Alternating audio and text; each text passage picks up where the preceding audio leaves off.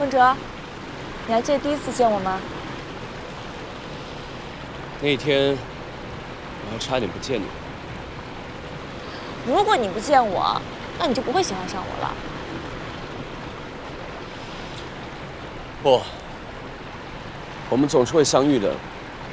只要相遇，我还是会喜欢上你。其实我有问过我自己啊，我为什么会被你文哲喜欢上呢？也许只是我跟你以前认识的女孩不太一样，但是你走出了你的圈子，哇，你会发现，真的像我张小鱼这样的女孩太多了。也对，也不对。这世界这么大，大到有无限的可能。但是在我的世界里，你是独一无二的。那在很多人的眼里，你还是独一无二的呢。而且你比我璀璨很多吧？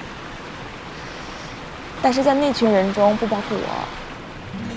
温哲，我看你，就像是你在河的那一边，我们中间永远隔了一条河。你觉得但丁适合你？这就是我们之间的区别。你常常考虑的就是适合。是说我太功利了吗？对不起。哎呀，其实我觉得这么说真挺幼稚的。但丁常常也这么幼稚。这就是我坚持要等你的原因。你还不知道自己要什么，但是我知道，我比但丁更能够照顾你，更值得成为你一辈子的伴侣。你说的那条河，我愿意努力跨过去。我谢谢你啊。但丁一直在河的这一边，而且他那个人缺点太多了，他固执冲动，没有责任感，很幼稚，而且甚至他现在都不知道自己确定想要的是什么。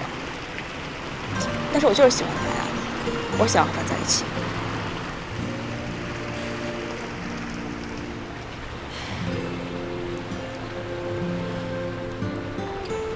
那你有没有想过，跟他在一起，注定会给你带来痛苦，甚至是伤害？也许，但我想要和他一直在一起，一起去看这个未知的世界。那就算有伤害了，我也不放弃啊！我张小鱼，我选择的事情我就认了，输，我要把自己选择的路走下去。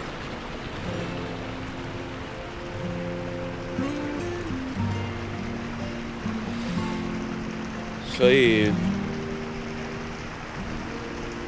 你留下来跟我说话，是因为已经下定决心了。是。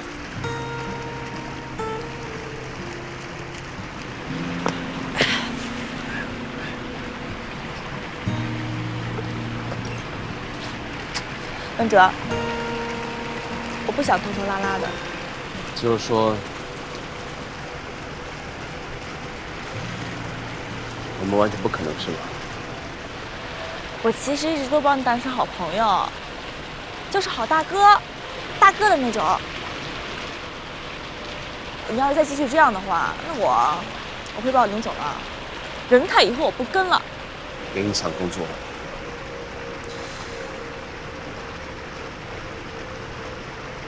我当你大哥。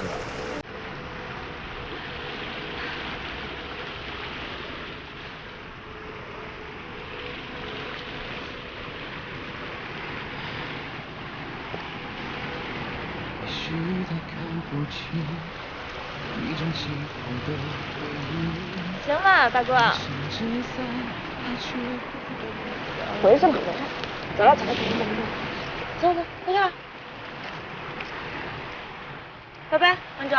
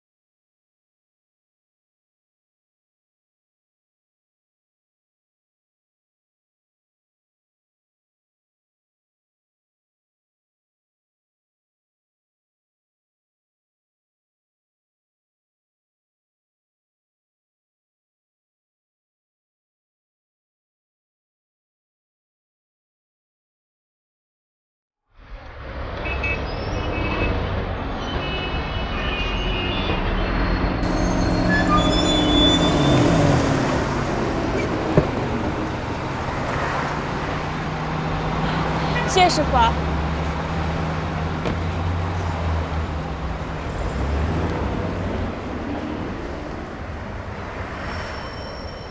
小鱼，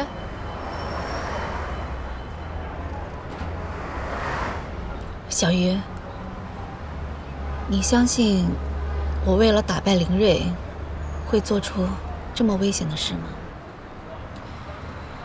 那天史蒂文单独笔录的时候，其实是帮我梳理了一遍，我心里产生了很多的疑问。现在事情不是已经很清楚了吗？总部还有大家都认为清楚了，可是作为承担全部责任的当事人，我自己有好多地方不清楚。我不想再听到一些背后的议论，特别是关于 JK 的。林睿最成功的地方，其实就是得到了你们的信任和忠诚，从王磊猜到你，这一点我远不如他。因为他正直、真诚。正直、真诚，不对吗？如果我告诉你，这次换货事件是林睿玩的计中计呢？计中计。我的动机只是要林睿输掉比赛，我没有必要换上那么低劣的假货。我从广州调来的也是小品牌的正规产品，绝对无害。可是为什么突然变成了让贾斯汀休克的东西？你的意思是说，是 JK 换上的那些假货？当然，这需要一个前提，他一开始就知道我的计划，然后让我这个傻兔子自己撞进他的圈套。OK， 正如你所说，他只要抓住了你换商标的事情，一样可以打赢你。那 JK 为什么要换上假货？自己坑自己吗？甚至不惜危害到消费者？这个问题只有一个答案。他不满足于仅仅赢得总裁的宝座，他还要让我方进，彻底不能翻身。小鱼，小鱼，小鱼，小鱼，我做错的我承担，可这不是我的错，为什么也要我承担？你可以拿你的那一套去申诉啊。我没有证据，而且这件事情他做的环环相扣，我也相信再也找不到证据了。根本就不存在你说的证据，因为这所有的一切都是你自己的妄想。我想了很久，我相信我的判断。为什么你发现商标被换，他无动于衷，反而挺你的职？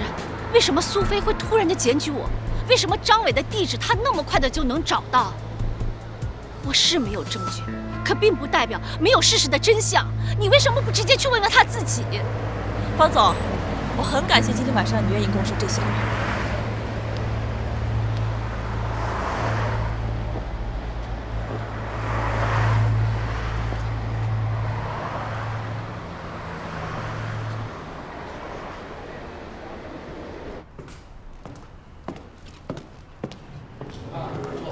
真不错，是不是物超所值？你好，你看这家具啊，就跟新的一样。这边这么好的房源啊，真的是不好找。那不信，看这，看看。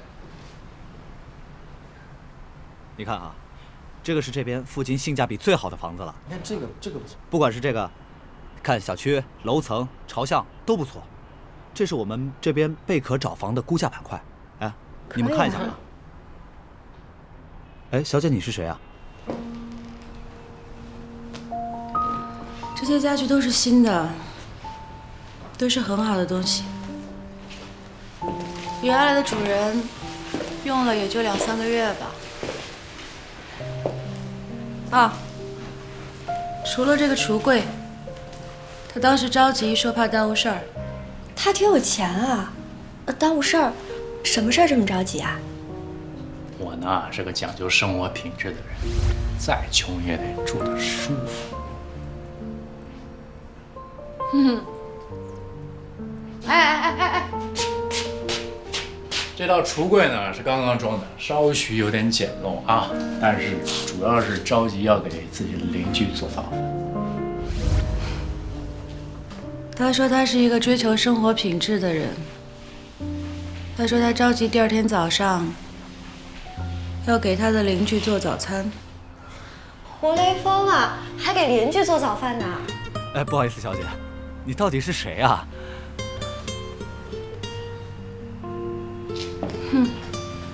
我就是那个邻居。他是邻居？我不知道啊。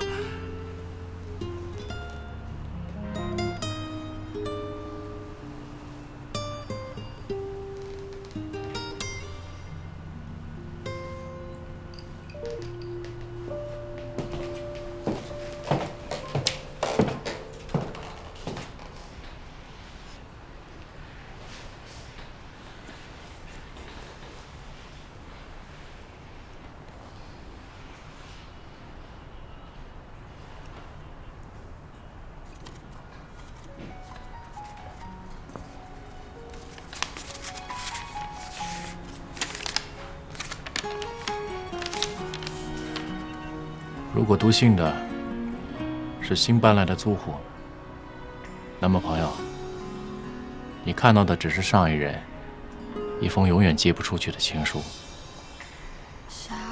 但如果读信的是你，丫头，那么证明我没有猜错，你来到了这间屋子，你找到了我给你留下的漂流瓶，我会得意的。你还是有点牵挂我的，对不对？小学的时候，我酷爱踢球，有一次受了不轻的伤，父母软硬兼施，不准我再踢了，但是我脾气硬，我不答应。可有一天晚上，我偷听到我妈妈哭，她诉说着对唯一儿子的担忧。于是第二天我就把所有的足球、球衣、球鞋、足球海报全部烧掉了。但是这一次我不知道我能不能像忘记足球一样彻底的忘记你，因为你是我今生最爱的女人。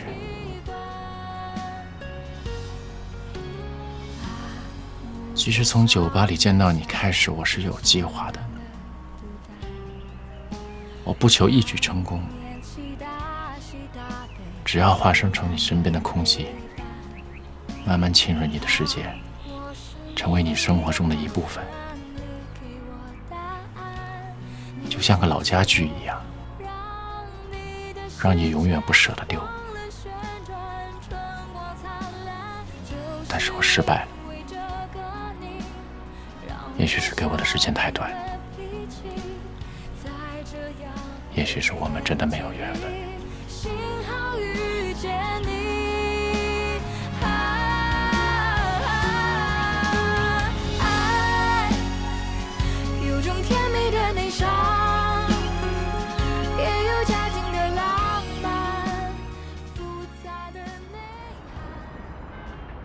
昨天晚上我见着方静了，想说什么，直说。换后案的背后应该有很多的故事吧？我想要知道。你一大早来找我，就是想问这个。今天4大区的老总来上海，你觉得我很闲？你作为一部的负责人，分不清楚工作的重点。对不起 ，J.K.， 可能就是我自己钻牛角尖了。那这样，你先忙，我们俩空了再说。等一下。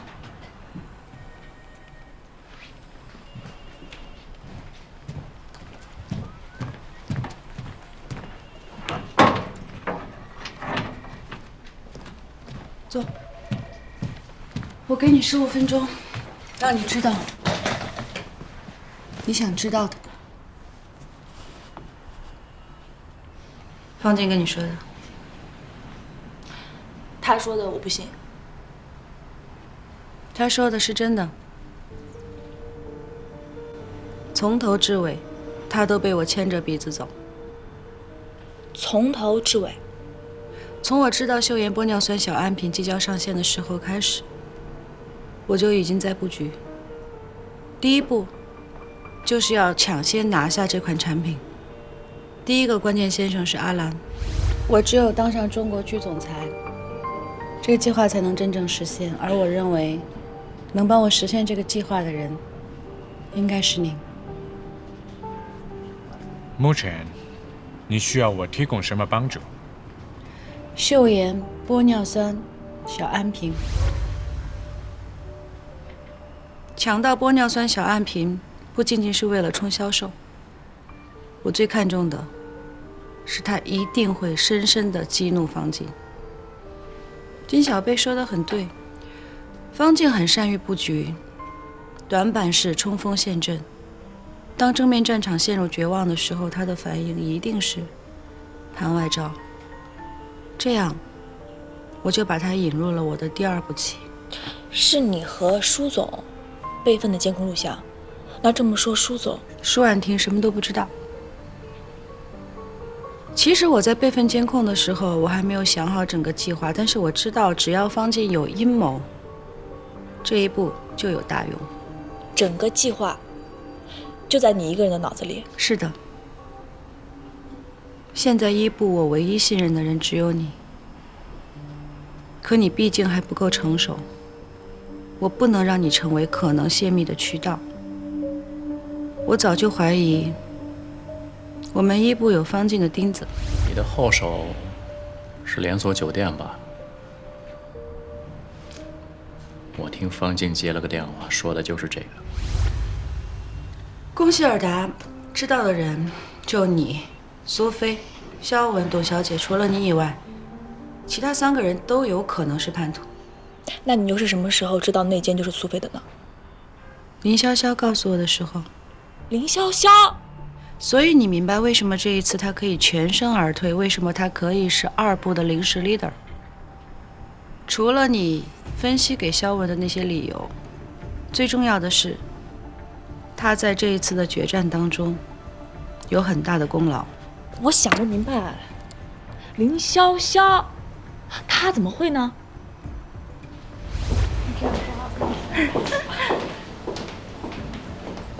我们先电梯啊。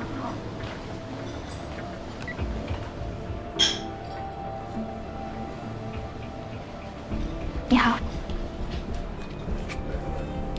他买通了酒保，让酒保监控酒廊，看阿兰都见过什么人，每个人见过几次。后来他发现，阿兰见我的次数最多，3次。那个时候他开始动摇，所以他主动选择依靠你。压倒他的最后一根稻草是方静。你还记得有一次我问你，林潇潇和谭伟伦出去的时间吗？记得。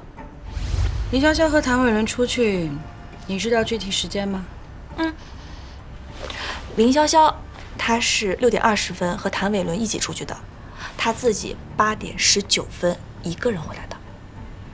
我当时看了时间，当天晚上9点，他突然约我，地址就在威斯汀酒店。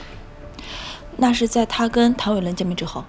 方静让他去拉拢谭伟伦，谭伟伦告诉了他一个秘密的消息，他知道以后并没有报备给方静，因为那个消息是舒婉婷和孟凡都把票投给了我。林潇潇担心假货造成危害，所以主动告诉你。你的第2步棋，关键先生是林潇潇。林潇潇的投名状是苏菲，我看了他们全部的微信记录。从那以后，方静的计划就全部在你的掌控之中。不是全部，真正执行换货的人是孙娜娜，林潇潇不知道那么多的细节。我一直都有2个疑问，第一个就是苏菲背叛了你，她为什么当时会突然支持方静？第2个就是打败完张伟他藏身的地点你是怎么找到的？现在清楚了，林潇潇干的。不全是他，他只是提供给了孙娜娜一个建议，给张伟找一个可以紧急藏身的地方，地址就是麻雀弄23附7号。好可怕的计划！真正执行计划的人是菜菜。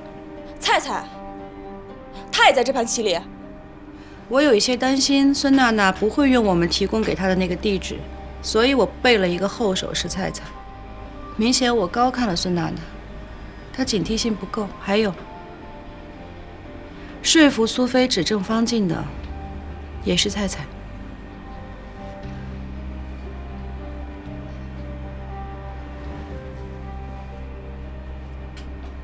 你还有什么问题吗？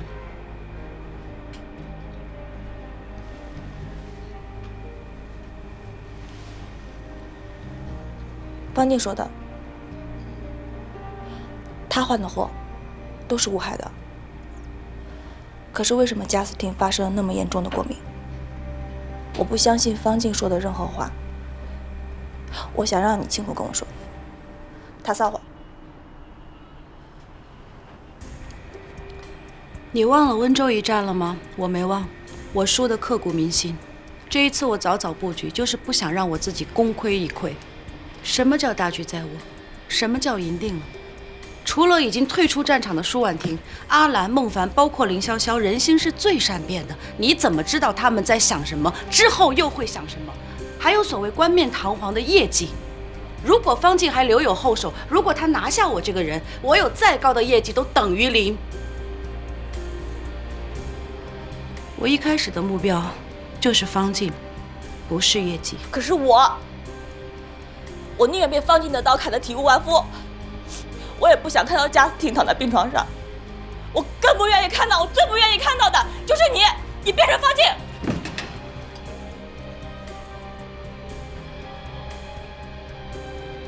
刀本身没有伤，要看它握在谁的手里。你看看这个外面的世界。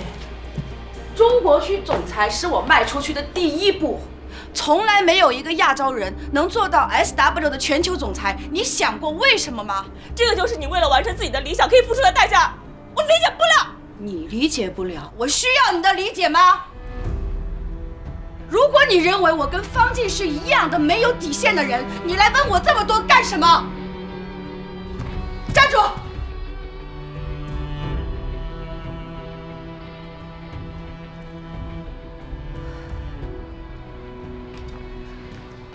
这个计划没有告诉你，就是考虑到你可能转不过这个弯，特殊的状况需要特殊的方法。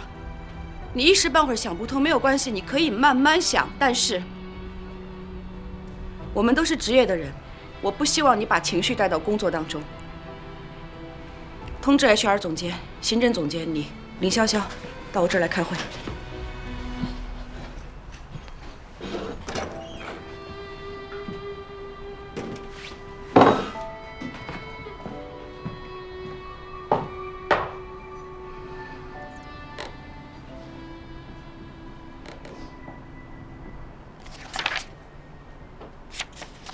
时间安排调整一下，销售经理大会放到一个会场开，我出席。可是人数比较多，大会议室坐的会非常挤啊。那就挤一挤。哎，对了，小鱼，我刚刚看你走路一瘸一拐的，是脚扭了吗？你的脚好点了没有啊？走路没事儿，只要不跳。那就别跳。会议的事儿，你们一部准备的怎么样了？我吗？没有收到 list。哦，是我的问题，因为时间太紧了，陈总又需要大家帮忙，这个事情又比较简单，我就没做 list 发邮箱。我刚给你打电话，你怎么没接啊？昨天晚上把手机摔了。作为团队 leader， 通讯工具这么重要的东西，还不赶紧买个新的？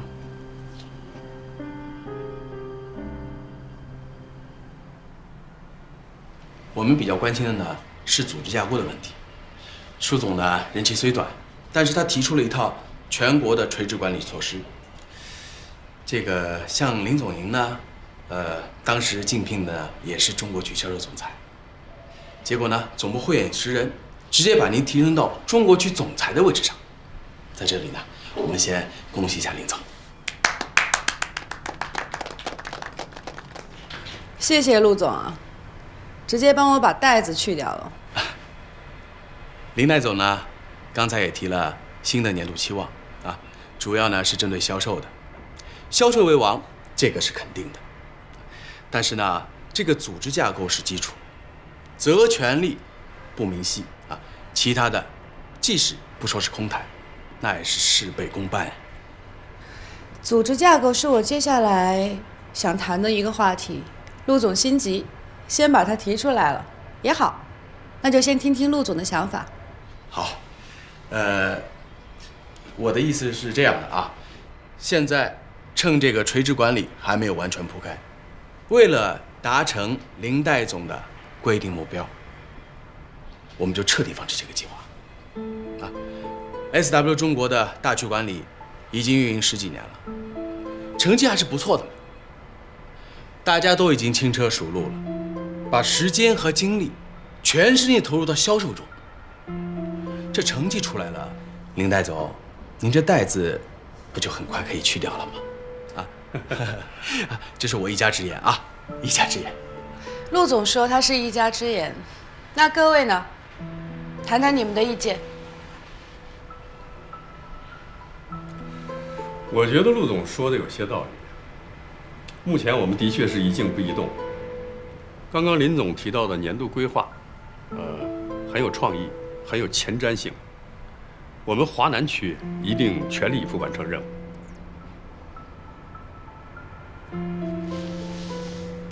燕总，你的意见呢？哦，我再思考一下。好，那我先说一下我的想法。正如刚才陆总说的，我是中国区代总裁。舒婉婷舒总提出了垂管制度，虽然时间不长，却是总部批准的。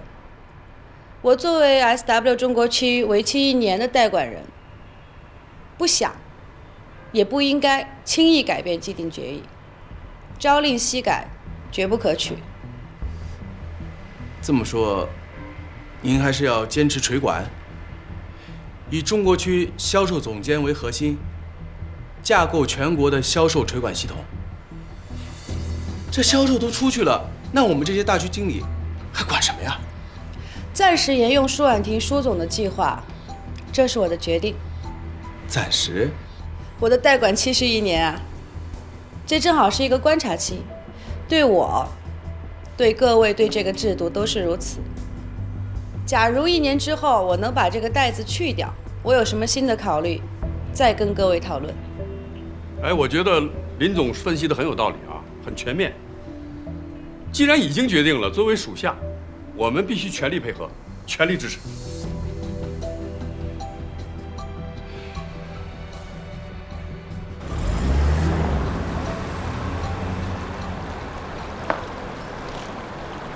他们一定看得出来，咱们2个在唱双簧。都知道我们是10年的好朋友，本来就是阳谋。可惜还是没有逼出唏嘘的态度。意料之中的，孟凡没有让燕总唱反调，已经很好了。孟凡这个人极其聪明。我知道。垂管虽然保留了老总们的态度，但是也消去了他们的大权。有些人把权力看得很重，不像我，胸无大志。你要万事小心。放心吧，老麦，谢谢你，有你的支持，我已经占了1大半了。你一定有你的计划和步骤，我这边你大可放心。我还有件事。我知道你要说什么。王磊，我还给你。这个好人还是我先来做吧，后生可畏。我看得出来，他不会辜负你的。谢谢。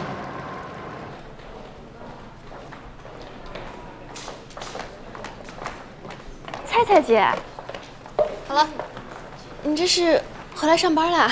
对啊，本来想做个全职太太，这不林总让我回来吗？我敢不回来啊？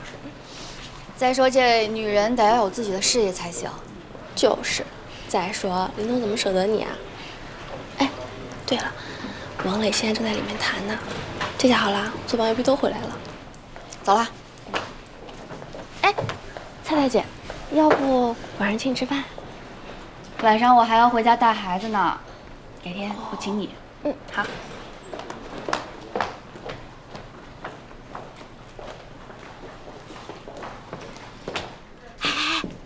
跟你们说，那个王磊果然还在林总那儿。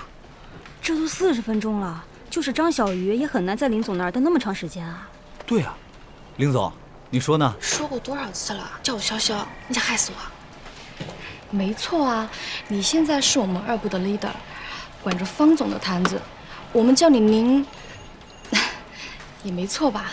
听好了，临时 leader 那就不是总。再说了，这次中国区实行垂管制，分量最大的是中国区销售总监。我听杨总也说了，还细分了医美、日化，还在细分了品牌。反正这次会有个大变动。还是你消息灵通啊！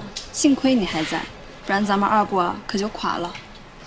你说这中国区的销售总监会是谁呢？你们明天走，孟总怎么这个时候去总部啊？这个日程早就安排好了，只是林总突然间召开中国区大会，是不想让孟总参加罢了。巧合吧？我对你从来都是直言不讳，我希望你也是。好吧，好吧，你有理。不过要我说，中国区开会，亚太区老总就在楼上，不请吧不合适，请吧又别扭。况且还是新上任的戴子浩总裁，听谁的呀？这下你满意了？其实第一次见你的时候，觉得你特凶。但是现在觉得你就是个小孩儿。你才小孩呢，我只是不喜欢中国区的这种方式，绕来绕去。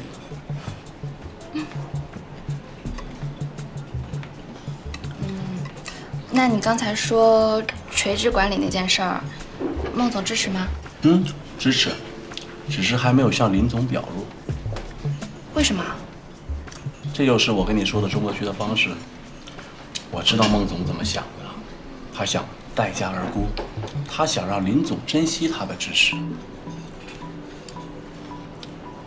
未来的中国区销售总监，权力这么大，是谁呀？我想这个除了林总，没有人知道的。昨天你见了林总以后就闷闷不乐的，这样下去可不行啊！你叫我出来买东西，就是为了八卦这个？这是什么八卦呀？一定要用最严肃的态度去处理好它。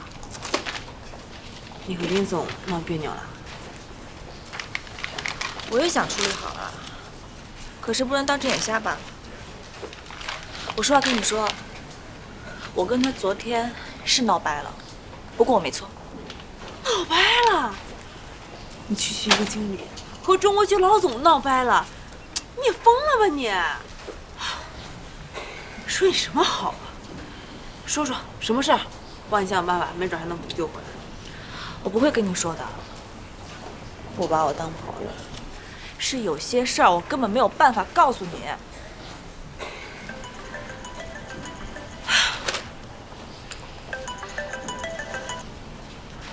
喂，茂峰，你们家董欣然镇。我找你，但丁出事了。但丁出事了。好，我马上过来。哎，怎么啦？董欣然，张小鱼呢？他请假，今天处理点事情。公事还是私事？公事。谁准了他的假？让他马上赶到会议室。好。各位都是 SW 中国区的销售经理，也是 SW 中国区的动力支援。很多人我都认识，不管你来自华东还是西北南，因为我进 SW 的时候就是从一个普通的销售做起的。我们也都认识您，您一直是我们 SW 的销售冠军，一直渴望超越您。现在超越不了喽，林总已经是中国区总裁了。谢谢，欢迎各位。怎么会这样？前2天不还好好的吗？破产了，都是一夜之间的事儿。你跟我说到底怎么回事？新美电器克隆了他们的3D 咖啡打印机，而且还在背后使阴招。但丁这2天压力很大。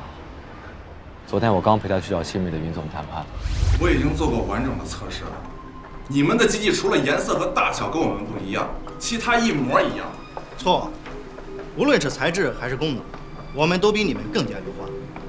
3D 打印技术并不是你们一家独有，我们公司也一直在研发这款机器，只是推出的时间跟你们比较接近罢了。我们申请专利了，你这种行为属于侵权，你知道吗？我可以告你的。这句话，之前你们那个小金已经跟我说过了，我也跟他提出过解决方案，800万收购贵公司。做梦吧你！法庭见。1000万。封口费啊！做生意讲的是有钱大家赚。我在电器行业这么多年，有经验有渠道。咱们联合，这个产品会更加成功。可惜了，再有赚头，跟你1毛钱关系都没有。你就那么自信？可是我怎么听说你们最近生产不太顺利呢？也许等不到上法庭，你的公司就已经垮了呢。其实但丁现在面临的最大的问题是投诉。最新一批的机器很多都有质量问题，打出来的图案全是糊的。现在买家都在要求退货。不可能！我是看着但丁把这个机器研发起来的，以他的技术，出现这样的低级错误，绝对不可能。是啊，所以我们离开新美电器就直接赶去了代工厂的。我说2位，你们都看见了，你们那个机器运走的时候都是好的，你们当时也派人过来看过了吧？肯定是你们操作不当造成的。啊，1个2个操作不当可以，这几10个操作不当，你别给我废话，怎么办吧？我们都签了有合同的，合同期内我们是保修保换的，时间之内我们是包换的，1年是保修的。现在时间已经过了，现在我们只能保修。我会派技术人员上门去给你看，改天回复你们。啊，等，您自己人来检查，这合适吗？兄弟，话可不能这么讲啊！每个行业有每个行业自己的规则，你要是不乐意，也可以其他工厂看一看。我还有个会啊，今天先到这儿。哎，你一会儿啊，机灵点。啊？走。不是，走什么呀？啊？林总，在忙呢吧？林总，你刚才跟我打电话了？没有啊。没打。那个，我这边啊，你就放心吧。那2个小子啊，正在我这闹事儿呢。不用，没关系，2个厨玩他们呢，那简直分分钟的事儿。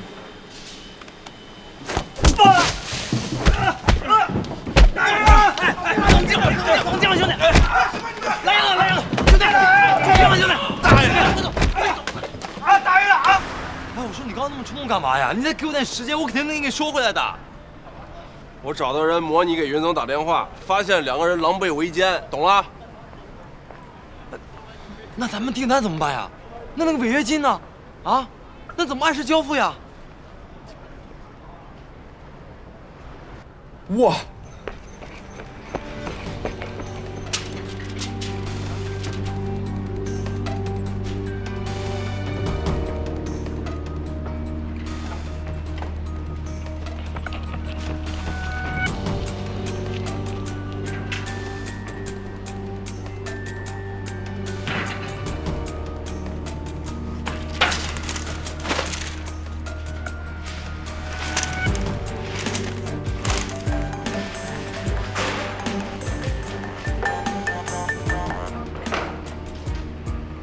说。你好，但丁，我是大成律师事务所的朱律师，我代表我的委托人告知你，鉴于你们公司对我委托人的欺诈行为，我们已经向法院提起了诉讼。明天传票应该就会送达。你怎么当时不跟我说？他不让我告诉你。他人现在在哪儿呢？我也不知道，打他的电话也不接，要不我怎么会找你呢？好了。